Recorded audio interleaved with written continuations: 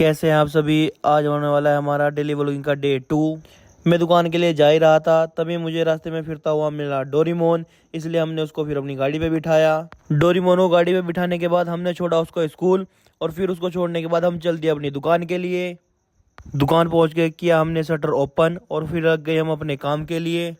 फिर हमने किया ग्राइंडर को रिपेयर, और ग्राइंडर किया ऑन।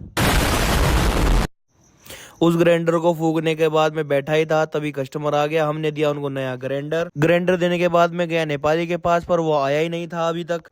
जैसे ही नेपाली आया, हम उसको लेके चल दिए घूमने के लिए, और हम घूम ही रहे थे, हमें मिले हमारे कुछ सब्सक्राइबर, और सब्सक्राइबर को देख के हमने मारा कैमरे में फ्लैक्स, और हम चल दिए दुकान के लिए।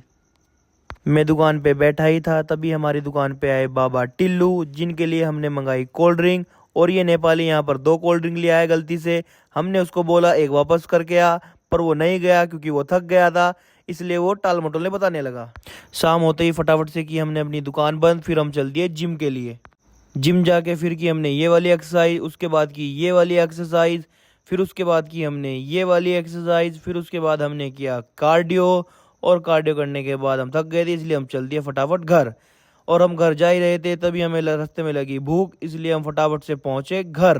घर जाके की हमने फटाफट से एडिटिंग, और इस ब्लॉग को करते हैं यहीं पे एंड।